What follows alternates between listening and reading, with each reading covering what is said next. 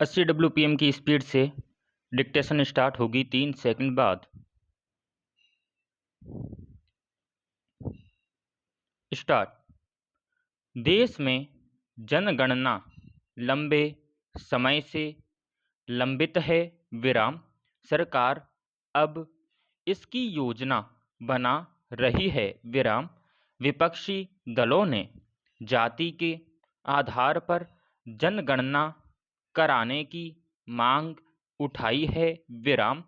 धीरे धीरे यह बड़ा मुद्दा बन गया है। विराम।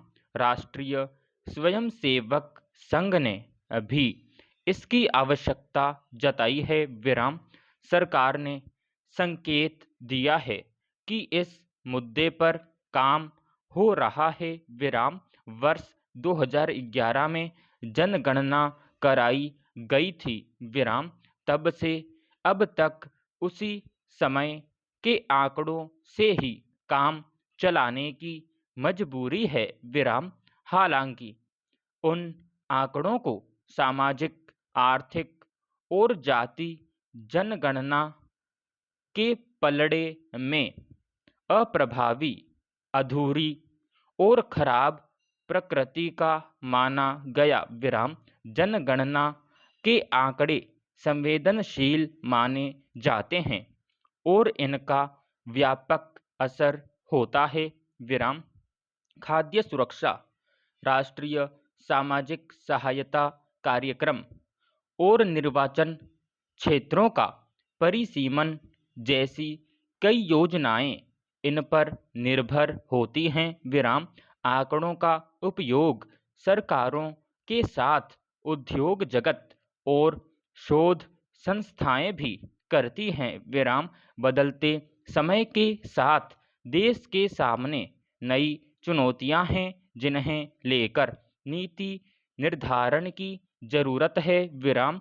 ऐसे में जरूरी है कि जनगणना को लेकर सरकार महापंजीयक और अन्य एजेंसियों के लिए नए मानक दिशा निर्देश तैयार करे। विराम। पैराग्राफ।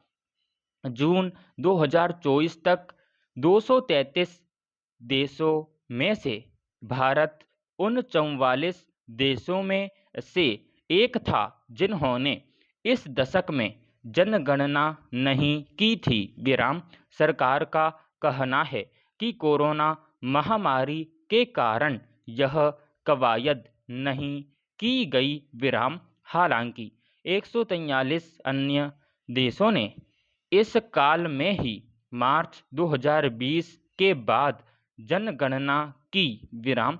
संघर्ष, आर्थिक संकट एवं उथल-पुथल से प्रभावित Yemen, Syria, Afghanistan, Myanmar, Ukraine, Sri Lanka और उप-सहारा अफ्रीका जैसे देशों ने जनगणना नहीं कराई। विराम। भारत में इस कवायद में देरी को लेकर सवाल उठे। विराम। यह तथ्य है कि वर्ष 1881 से 2011 तक बिना किसी बाधा के भारत में जनगणना कराई गई। विराम।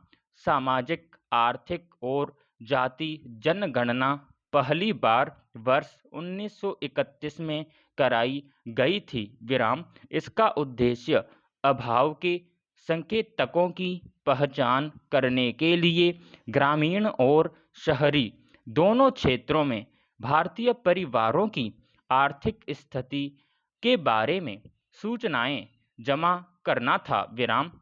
SECC में संग्रहित जानकारी सरकार द्वारा परिवारों को लाभ देने या लाभ से वंचित करने में फैसले के लिए आधार बनती है। विराम। समाप्त।